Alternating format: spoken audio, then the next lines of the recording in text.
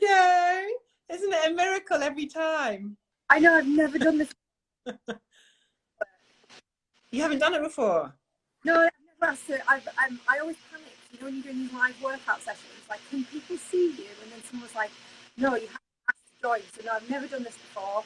I'm a bit ridiculous on Instagram, to be honest with you. It's not my, you know, social media. You're a Twitter girl. No, I don't think I'm social media anything anymore. I think I'm in my bed with my telephone. You're looking gorge, by the way. Well, yeah, it's because I'm talking to you. I thought I'd better make an effort. Right, let's do this professionally because people are listening. So today I have the pleasure of speaking to one of my mates and all-round overall superstar, the fabulous Alex Depledge. I'm going to do an intro for you now, Alex.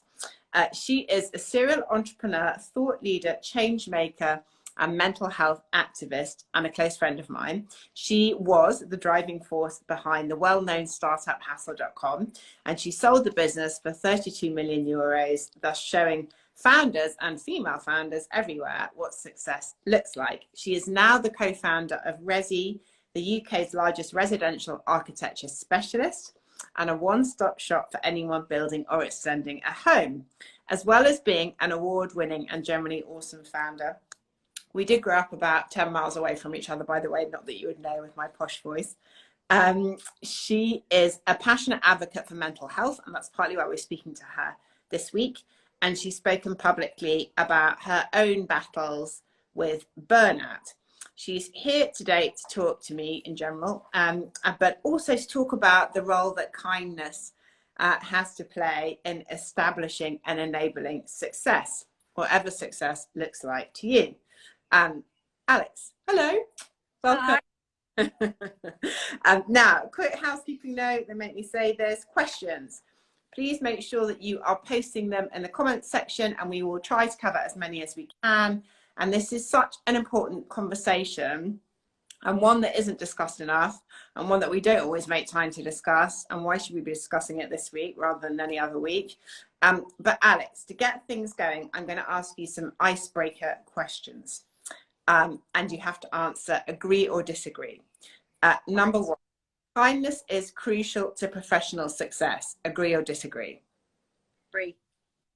As a business owner, being kind can directly impact your bottom line. Yes, of course. Sometimes you have to choose between being kind and building a business. Yeah, you do.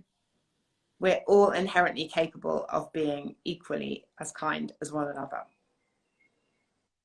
Do you know, I disagree with that, actually. I think everyone's capable of being kind, but to the same measure. I'm not sure it's in some people, actually. I don't think some people are self-aware enough. Right, so lots to discuss. Let's talk about what you mean, what we mean by kindness and the role that it has to play in business.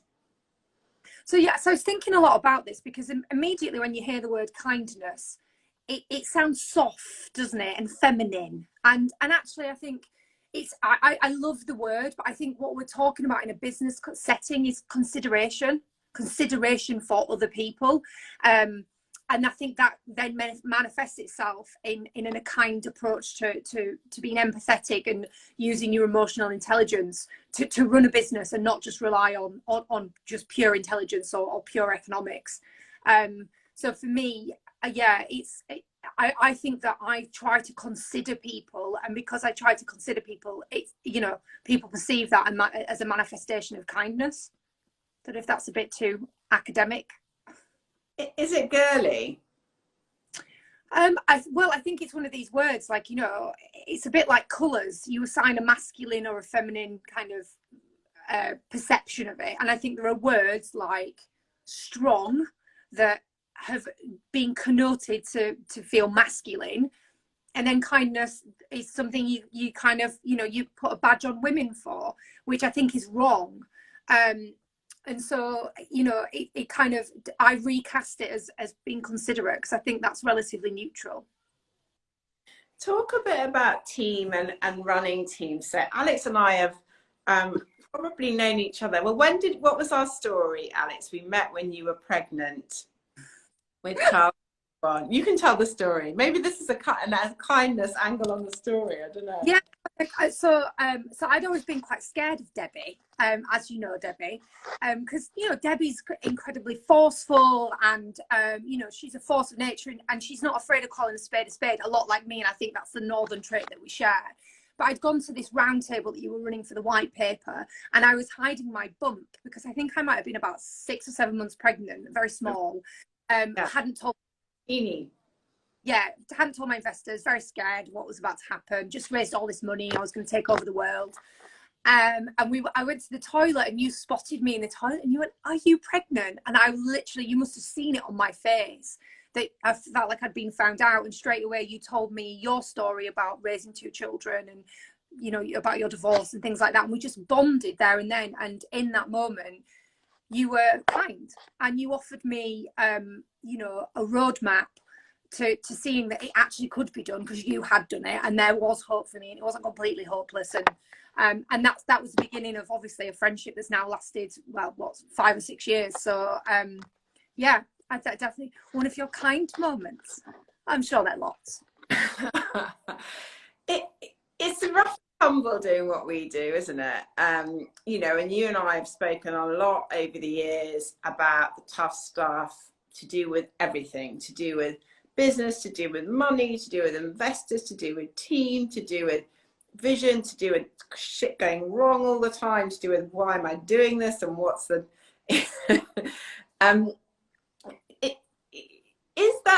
can that sit comfortably alongside kindness? Because you and I from time to time have had impossible moments that require difficult decisions and often require banging the table, right? So how do you square it all off in your head? I think what I always try to do is tell the truth as much as I can tell the truth. I mean, there's the saying, isn't there? Sometimes you have to be cruel to be kind. But I think if there are moments where you actually have to put the business first, and that is going to hurt somebody, or, you know, right now, take away somebody's livelihood in possibly the worst economic situation we've been in for a while, I think the kind act there is to be truthful about why you were doing it and what it means in a bigger picture, and put that person's the individualism of that person in the broader context. So even if they don't necessarily like what they're hearing or want to hear what they're hearing, they can at least understand that you've considered the position and actually you are advocating for them. It's just an impossible situation. And I absolutely, and I mean, I don't know how you handled it recently with the sort of the lockdown, and then like the business plan not making any sense anymore, and you've got all of these staff, and you're like, am I going to make any revenue next month, and how am I going to feed all these mouths, and it was a completely impossible situation. And we talk about, you said like, why don't we talk about mental health more? I totally agree, and we shouldn't need a week for it. Like, I don't know about you, but the last 8 weeks for me has been consumed by mental health, like my own mental health, but that of the 110 staff that I currently have, some of which I sadly had to place on furlough, some of which are like sitting in shared houses in a single room with their girlfriend, not working, are working. And you're just like, it's, more than ever for me, mental health is should be is at the forefront of business. So yeah, I don't know about you, but I'm finding this tough, like insane. And think sometimes the emotional side of it is always hard, and you and I have talked about this a lot in the past. I know about the stiff upper lip, or the need for the game face at work, and what that is like, and being and feeling emotional at work. I remember some panel that we did years ago on this, Alex, where we were talking about how do you as a woman deal with feeling emotional as a leader. Should you show it? Could you show it? What is that? Has it changed? Do you still think about it in the same way? Do you feel like it's changed over the last few months? Yeah, so I think like in my early days, like when I was a bit greener, there was definitely too much emotional leakage for me. And I got a lot better at understanding when was appropriate, and actually enhance the situation if you demonstrated that you were a human being and all the rest of it. But what I would say is, like, the last 8 weeks, I've been all over the place, actually. Just you know, when I don't know about you, but when I had to explain the new direction of the company and the changes we were going to have to make and everything else, I got through my bit, but then just dissolved into tears. Yeah. And I just switched off my camera and handed over to Jules. And it's the first time I've ever in my professional career I've not been able to kind of carry on. So I think, you know, this is quite an extraordinary time. And so maybe all bets are off in that situation. But it is a challenge I've definitely struggled with over the last sort of 7 or 8 years of doing this, is like, how true to yourself are you versus, you know, putting on that kind of veneer of professionalism because others need that from you. And I find it a really tricky balance, because, as you know, I'm not very good at pretending, and everything I wear, you know, my emotions and my expressions and everything else on my face. And I definitely think that it's gone against me, but in this current crisis is probably playing in my favor a little bit more than it normally would do.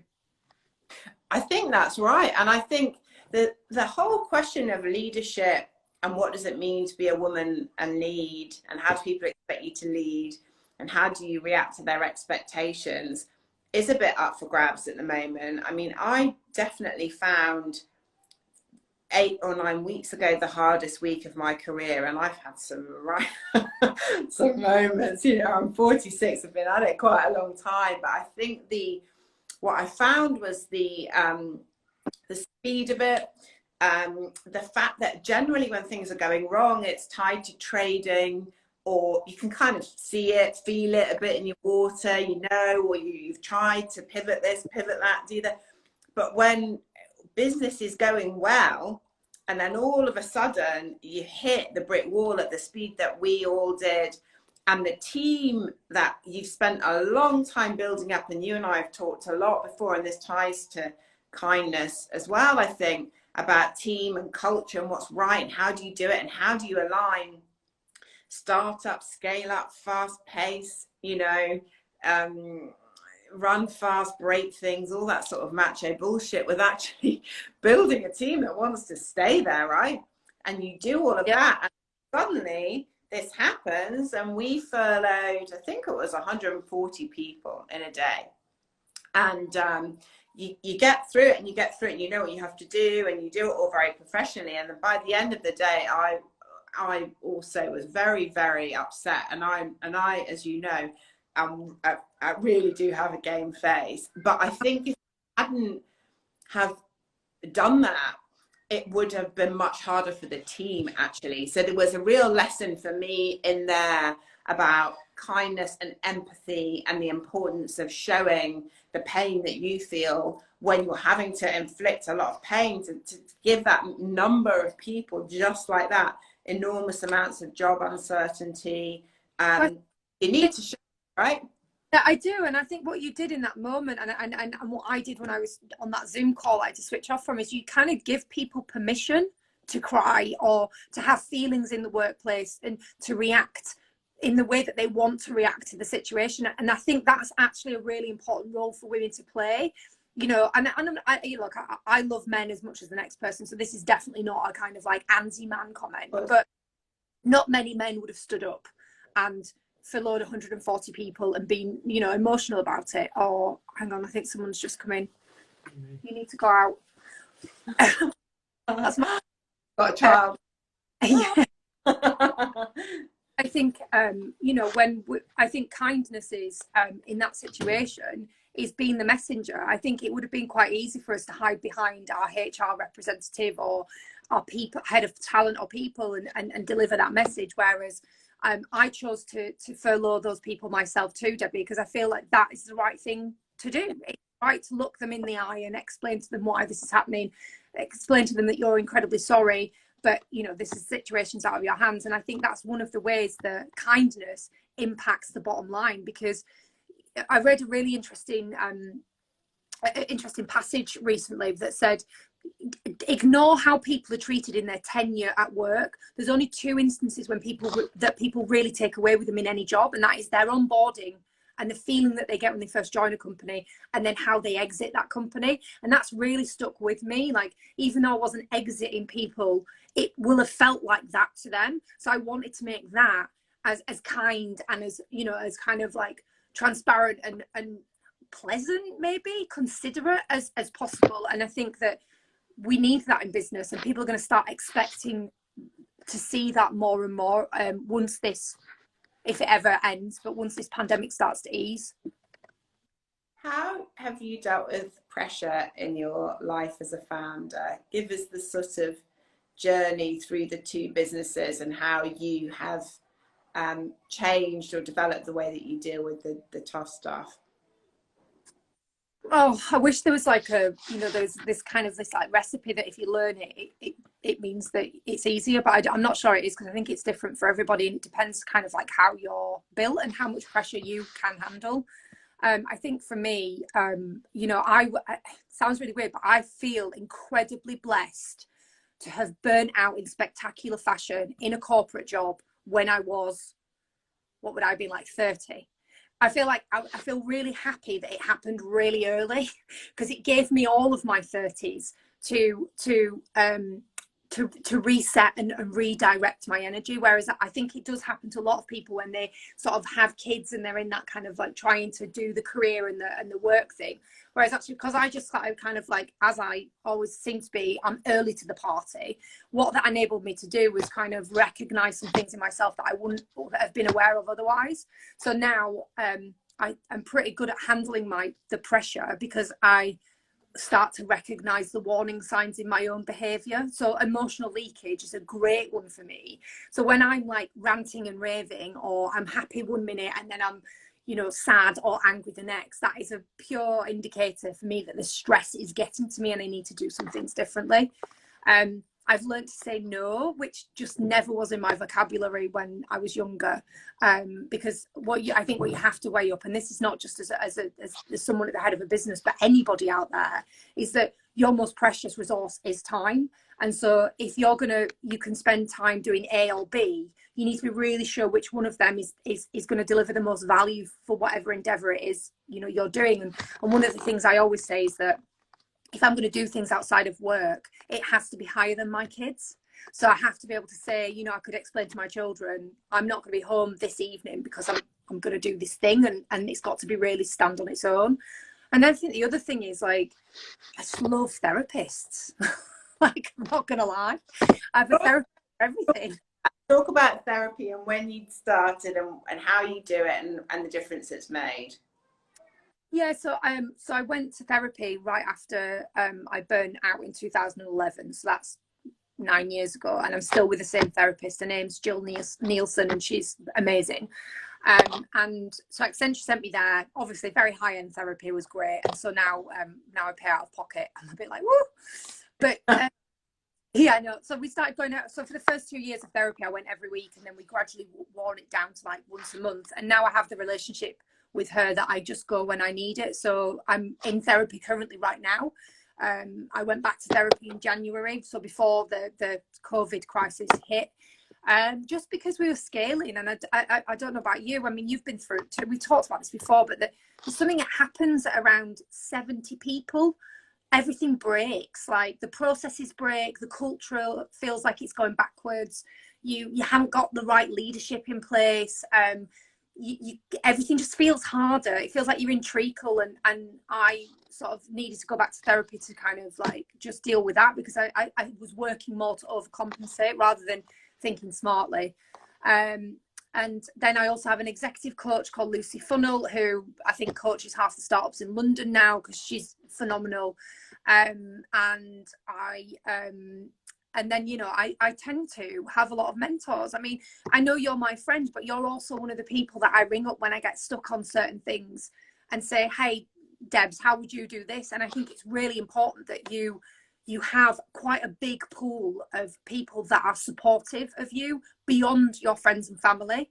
And it's not, and people always say to me, well, how do you get a mentor? How do you get somebody who's going to look after your interests? And it's a bit like dating. You just kind of, you can't go up to someone and be like, will you be my mentor? You kind of have to put the hours in, you know, like you have to woo the person and like really, really sort of engage with that. But that's what I think for me, it's like therapy: say no, recognize your own signs so that you can take measures to course correct. I think that point on having a range of different mentors or peers or whoever is really important. I think something we get asked a lot at AllBright is that, can you help me find a mentor? I want one person who's going to be my person.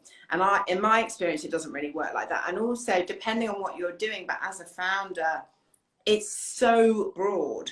And also as a serial founder, generally when you get to business 2 or 3 or 4, as I'm, oh God, I need my bloody head looking at, it's you've picked something totally new, right? So much that, so you know how to do quite a lot of stuff, probably, because you get used to the cycle of it. Fundraising, advisors, investors, and a board, and a thing, and an MVP, and the data, and how do you, but generally for me and for you, you're not doing cleaning platform or the sharing economy, you're doing architecture, or I'm not doing home swapping or participation in sports or any of that other stuff. I'm doing buildings. Don't know how, kind of know how to do my house up. You kind of, but how do you? So unless you're really broad with the people that you can turn to, it's really hard to find people with subject knowledge to bounce ideas off. And I think at that time, for your own brain, you need 2 different things. So sometimes when you think about what you and I talk about, Alex and I have a sort of porn star martini date. We're a bit lapsed at the moment, but reasonably regular. Sometimes it's just like, oh, I'm feeling like this. Or sometimes we talk about, you know, the frustration of a board or not a board or a chair. I mean, I don't mean to be rude, I love my chairman, but you know, we talk about that stuff and it's quite general. But with what I'm doing at the moment, sometimes I've got a really specific thing on a building or hospitality or New York or the planning constraints of Los Angeles or some, and unless you've gone really broad with your network, and that's one of our big messages at AllBright, it's one of the big messages for right now, not that we're saying you've got to bounce out of bed every morning and learn Russian and how to play the flute, but do invest in your network, because that's one of the things that you are brilliant at, Alex, I think. Is just it's kind of picking people up on the way, isn't it, love? You know, you need it.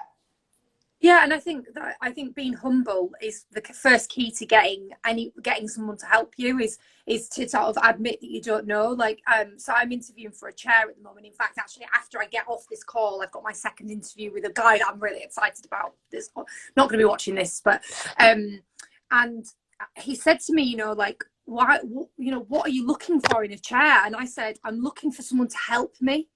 There's loads of things that I don't know, and I know I don't know them, and I need someone to just be there for me and give me advice and tell me if I'm getting something right or wrong. Because like when you're at the top, you're outside the performance loop, and you were the one that said this to me. You know, I haven't had a performance review for 10 years now. I've got absolutely zero idea what my bad habits are, really. I mean, I do 360 feedback now to find that out, but you know, and I think that's true of everyone. And on the mentor thing, I think a lady just put, when did you get the support from mentors? Was it early on in your career or later on? And I think that's a really good question, because some people will look at you and I and think, oh, well, you know, it's obvious when you're the CEO that you need mentors. Well, actually, you need mentors right out the gate from university, I think. And I certainly did, especially as a northerner coming to London. And with this accent, you know, everybody prejudged me on it. So I had to work extra hard to understand, you know, the informal networks that make up companies. So if you're an entry-level person, you need a set of mentors. But then when you get to that first manager, you know, position, you need a different set. And so I think the question that really drove this home to me is when I was about 24 or 25, someone said to me, pick a leader that you really respect and model the behavior. And when I couldn't find one leader, I realized I needed a tapestry of people. Yeah. I needed to pull this person because they were really good at networking, and this person because they were really good, like, commercially, and this person because they were really good at, you know, presenting themselves on a public stage, or like whatever it might be. But you need an army of people around you, that and the thing is, once you have them, don't you find this yourself, is they don't take much to maintain. A little message. No, and some of them, One in particular I can think of, I first met him when I was 24, and he's still someone now, 22 years later, that on a particular topic, I would pick up the phone to. And the way that you keep it going is to keep in touch with them and buy them a drink or buy them breakfast or take them out. It's just, you know, it's a relationship like any other that you've got to keep warm, not every week. But I think finding that crew around you, and be really clear on how you frame the ask, if there is an ask, because what I find difficult is a cold message on LinkedIn saying, will you be my mentor? And it's just like, you know, I'm so busy and I want to help. I never want to let anyone down. But so I think it's just approaching somebody in the right way, without even really an ask to start with, but just telling them your story and then building it up from there. It is like dating. Just don't go all in on the first date. Is kind of my point. Yeah. Don't show too much like. And I mean, that's true. Like, one of the best approaches I ever got was from a girl who actually now works for me, called Kirsty, and she sent me a message, and in this message she basically said, I'm a massive fangirl, I saw you speak here. Standard. But then below it she said, have you seen this? Because I saw it and I thought it would work really well in your business. I'm attaching the file if you want to have a little reference. Would love to talk to you at some point, you know, if you've got any time. I know you're really busy. So there wasn't a massive ask in there. There was a bit of a compliment, which who doesn't really like, you know, their ego brushed. But she was trying to give me something that she thought was useful. And that really piqued my interest. And I said to her, come down, I'm really intrigued by this, because it was quite an academic thing. It was like, you know, out of my normal day-to-day work, and it made me pause. And I invited her in, and then she ran a project for me, and now she's like, you know, sort of my right hand at Resi. And so I think there are ways to stand out from the crowd and really kind of ingratiate yourself with someone that you admire. And I think you're absolutely right. You know, don't do it cold. And if you're going to do it cold, give them something rather than ask for something in return, and slowly build up to it. Because yeah, it is hard, like that whole time balance and saying no. Everybody's busy, no matter where you are in your career. So you have to be respectful of that. And someone's saying here it's very important to nurture relationships, which is of course true. Talk about being kind to yourself. I think that's something that can be really difficult in a founder's life, because we are our worst critics. And I think it can sometimes be in the DNA of pushing on, that you can get frustrated with yourself, get frustrated with the situation, push yourself. Both of us have, you know, had challenges before with just working ridiculous hours and taking it all on. What have you learned over time? What has the sort of burnout experience, but also, you know, there've definitely been moments, and there are moments that you've talked about after you sold Hassel, where you had a dip, and you had a dip in how you felt about yourself. So reflect on that a bit, Alex, and then talk a bit about lessons learned and practicing sort of self-kindness. Yeah, I mean, I can talk about a really recent incident if you want, Debbie, that just because I think it's, you know, it's a bit more sort of raw. So in January, I had a complete meltdown about Resi, and I was like, and I think I told you this, I was like, I'm just not sure I'm good enough to do this. I'm not. I think that Resi might be better under somebody else's direction. And it was bizarre, right? Because I was actually, for whatever reason, okay with this. And I found myself doing quite strange things, like Googling, what does a CEO do? You know, like I didn't know what my job was. And then I even bought this book, actually. This book's actually really good. The Great CEO Within. Very practical. I don't know what CEO does either. I've been doing it for too long. But yeah. And I was like, and I came in, I woke up, and I remember leaving work on the Thursday and going, this is bad. And then on Friday thinking, no, this is really bad. And then by Saturday I was like, I can't go to work anymore. And on Sunday I turned to my husband and I said, I can't go in. And I rang Jules and I said, Jules, I can't come to work. And I had to take the whole week off.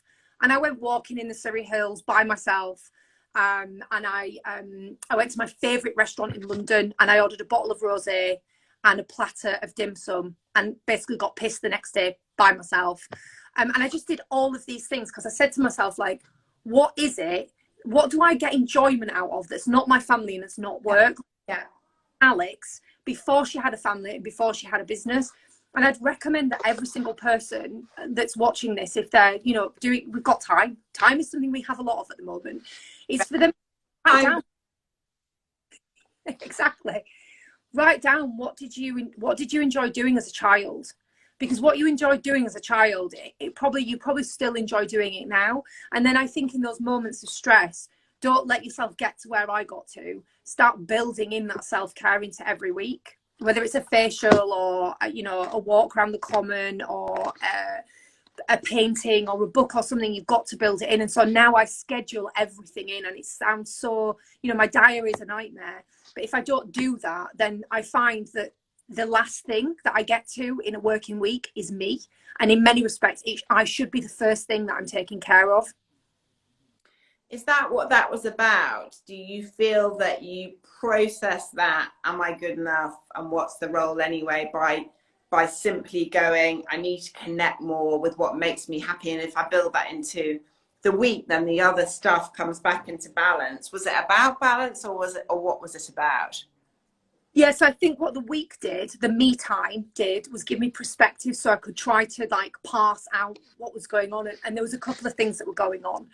I had a management deficit, so below the leadership, and the team needed to step into that space. And you know what? Like, if any of them are watching, they probably won't because most of them are guys, but they have absolutely filled that space. There's quite a few girls, but you know, I'd love to see some of my guys watching this video. But anyway, and they've absolutely. We had Rankin on yesterday, you know, the photographer. Oh, did you? Yeah, that was all guys. Guys are allowed, Alex, you know that. They probably really enjoy it, actually. In fact, I got a styling class for the ladies at Resi last week, and all the boys complained that they wanted their own styling class. So, yeah. But yeah, that week, so I passed it out, and I realised I needed them to step into the hygiene basics more. And I needed people in my organisation to appreciate me. Not that they didn't appreciate me, but they had to. I needed people to say, that was good. Thank you. Well done. I'm sorry.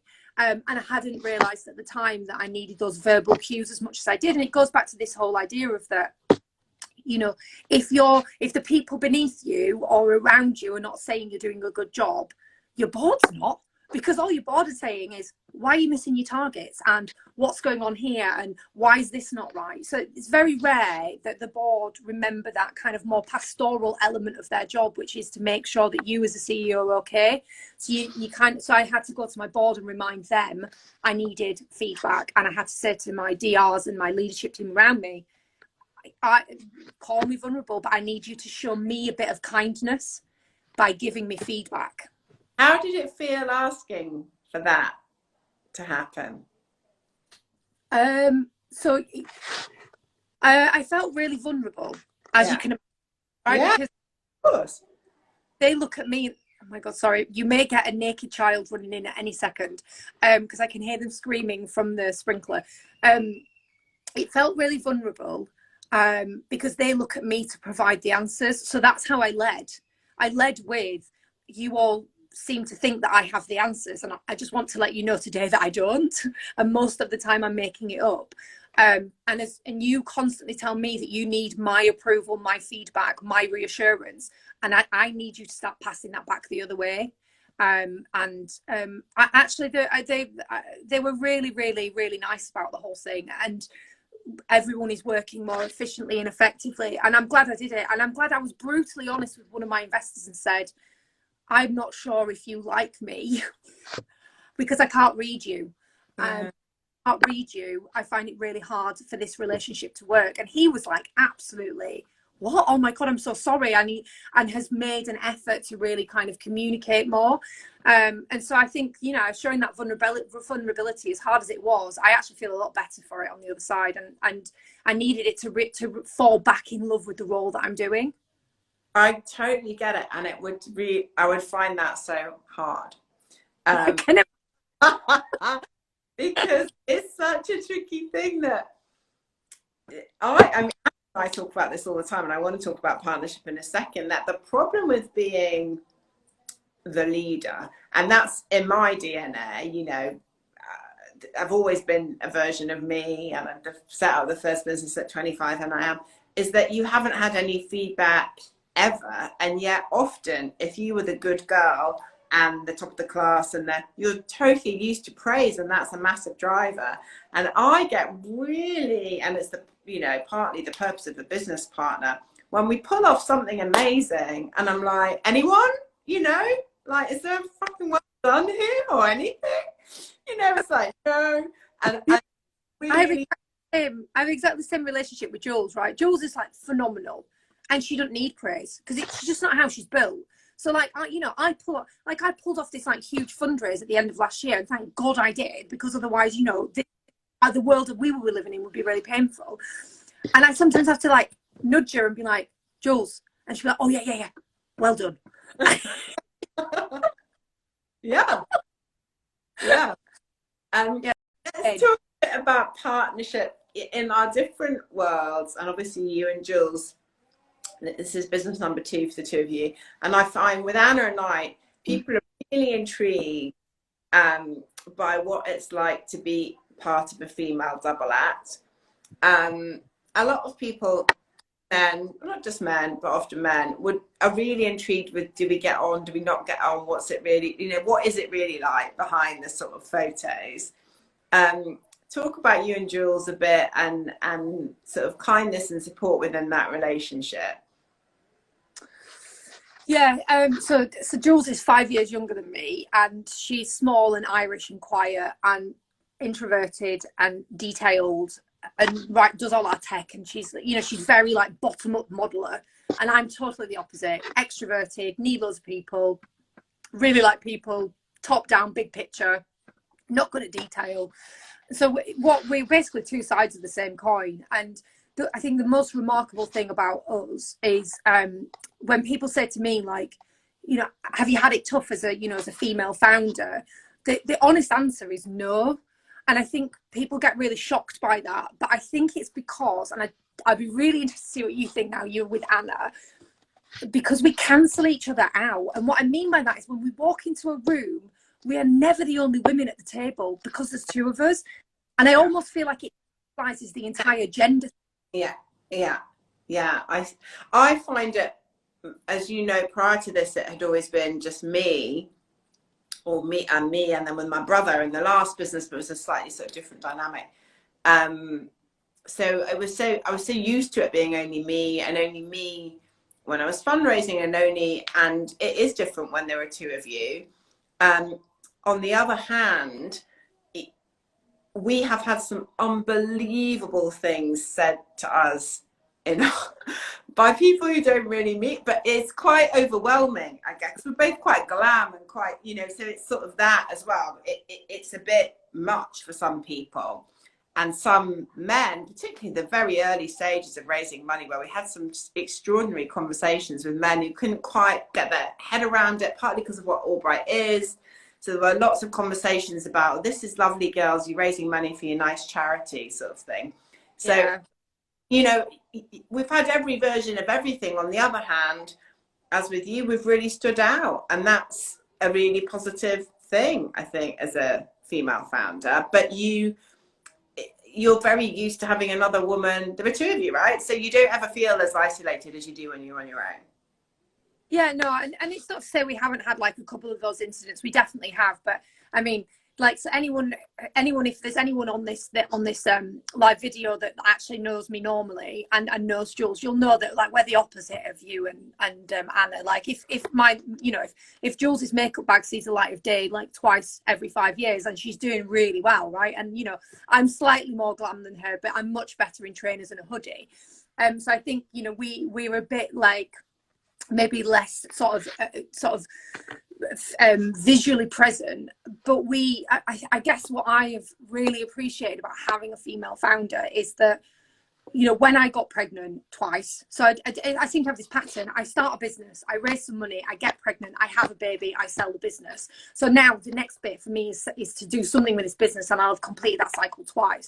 And Jules never, ever once has she ever gone, that's going to make it tricky. You've not been in the while. She's just been delighted both times. And I'm not sure. Well, I remember Tom, our third co-founder at Hassel, going, ooh, are we going to have a temporary CEO then when you're on maternity leave? And that was his instant kind of like go-to.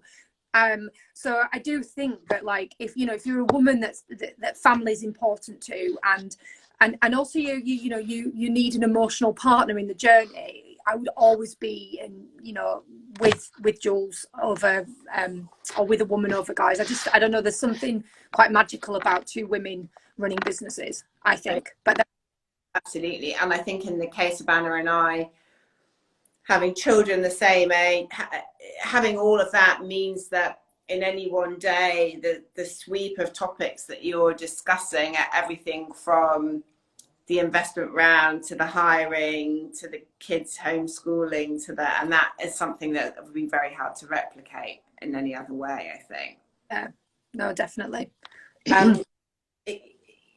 Just in terms of wrapping up a bit on where we are, women listening to this at home, thinking about starting businesses, thinking about feeling shit, as you know, as a lot of us are the sun is shining, but still, and the up and down nature of life at the moment. What words of advice would you have, Alex? Stop seeing what's right in front of you. One of the biggest things I've noticed in this crisis is that everyone is just focused on the here and now. This is going to be a bad recession. It's not going to be fun for any of us. But actually, if you start focusing on and noticing the horizon rather than the immediate, that's when you'll start to spot the opportunities out there for you, whether it's a career move or it's a new business or it's a partnership or whatever it might be. I find that the people who do well in times of crisis are the people that spot opportunity, and opportunity is not here. Opportunities are out here. So I think my biggest piece of advice is horizon scan. That's what I do.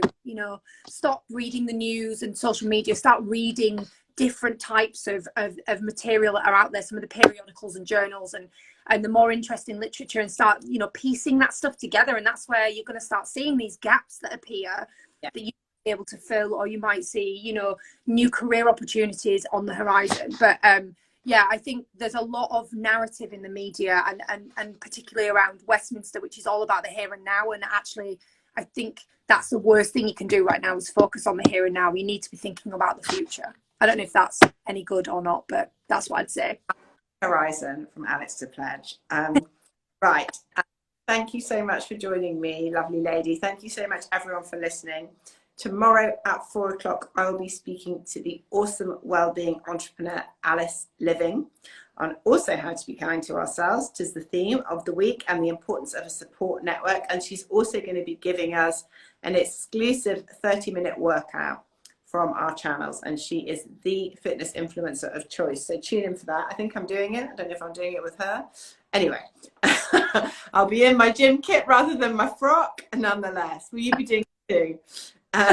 If you missed any of our events, or you want to see more detail and what we've got lined up this week, do check out our IGTV, and please join our AllBright digital membership for lots more exclusive events, e-courses, content, inspirational stories from incredible women like Alex. And that is it from me. Thank you so much. Thank you, Alex. Enjoy the rest of your evening. Bye-bye. Bye.